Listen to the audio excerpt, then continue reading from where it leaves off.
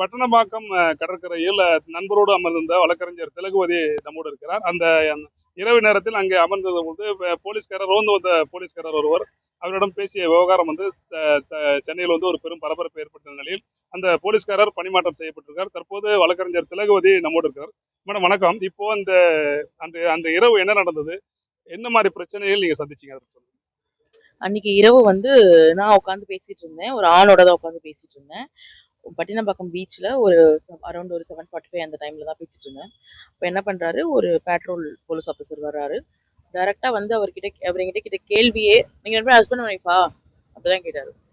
நான் எனக்கு அப்படி அப்படி அந்த அப்ரோச்சே எனக்கு கம்ஃபர்டபுளாக இல்லை. எப்படி அவர் அப்படி கேட்கலாம்? முதல்ல ரெண்டு பேர் உட்காந்துருக்காங்கன்னா நீங்கள் யாராவது ஒருத்தர் ரெண்டு பேர் உட்காந்துருக்கீங்க, உங்கள் ஒய்ஃபா உங்கள் ஹஸ்பண்டான்னு கேட்டால் இட் ஒன் பி குட். அப்படி கேட்கக்கூடாது. ஃபர்ஸ்ட் ஆஃப் ஆல் கேட்கக்கூடாது. அவங்களுக்கு அதுக்கு ரைட்ஸ் கிடையாது. ஸோ நான் உங்களுக்கு என்ன சார் வேணும், அதுக்கு பதில் சொல்லலை. ஹஸ்பண்டா ஒய்ஃபா ஃப்ரெண்டா எதுவுமே நான் பதில் சொல்லலை. நான் கேட்டேன், உங்களுக்கு என்ன சார் வேணும்? நான் மெட்ராஸ் ஹைகோர்ட் அட்வொகேட் தான். உங்களுக்கு என்ன கிளாரிஃபிகேஷன் வேணும் சொல்லுங்க, நான் கொடுக்குறேன் அப்படின்னு நான் சொன்ன உடனே, இல்லை நீங்கள் ரொம்ப பேசிட்டு இருக்கீங்களா மேம், நீங்கள் அதான் ஹஸ்பண்டா ஒய்ஃபா லவ்வரா அப்படின்னு நான் ஃப்ரெண்டா அப்படின்னு நான் கேட்குறேன் அப்படின்னு சொன்னாரு. அதை எதுக்கு நீங்க தெரிஞ்சுக்கணும்னு நினைக்கிறீங்க? இப்போ இங்க அதை கேட்க வேண்டிய அவசியம் என்ன? நான் உங்கள்கிட்ட ஏதாவது ஹெல்ப் கேட்டேன்னா, நாங்க ரெண்டு பேரும் சத்தமா ஏதாவது பப்ளிக் டிஸ்டர்ப் பண்ற மாதிரி குவாரல் பண்ற மாதிரி பேசிட்டு இருந்தோமா, இல்ல ஏதாவது தப்பான விஷயங்கள் பண்ணிட்டு இருந்தோமா? ஒரு ஆண் ஒரு பெண் பீச்சில் உட்காந்து பேசக்கூடாதுன்னு எந்த சட்டமும் சொல்லல, அல்லது எந்த ரூல்ஸுமே கிடையாது. அப்படி இருக்கும்போது என்கிட்ட ஏன் இந்த மாதிரி ஒரு கேள்வியை வைக்கிறீங்க அப்படின்னு சொன்னதும் அவர் திரும்ப திரும்ப அதே தான் திரும்ப சொல்லிட்டு இருந்தாரு. உடனே நீங்க எதுவாக இருந்தாலும் எஸ்ஐ கிட்ட பேசிக்கோங்கன்னு சொல்லிட்டு அங்க இருந்த எஸ்ஐயுமே அண்ட் தென் மற்ற போலீஸ் ஆஃபீஸர்ஸையும் வர சொன்னாரு. வந்தாங்க, ஒரு 4 பேர் 3 பேர் வந்தாங்க. வந்த உடனே அவங்க கேள்வி கேட்டாங்க. ஐடி கார்ட்ஸ் கொடுங்கன்னாங்க. நான் கொடுத்தேன், என் ஐடி கார்டு கொடுத்தேன். என் கூட வந்திருந்தவரும் அவர் ஐடி கார்ட்ஸ் எல்லாம் கொடுத்தாரு.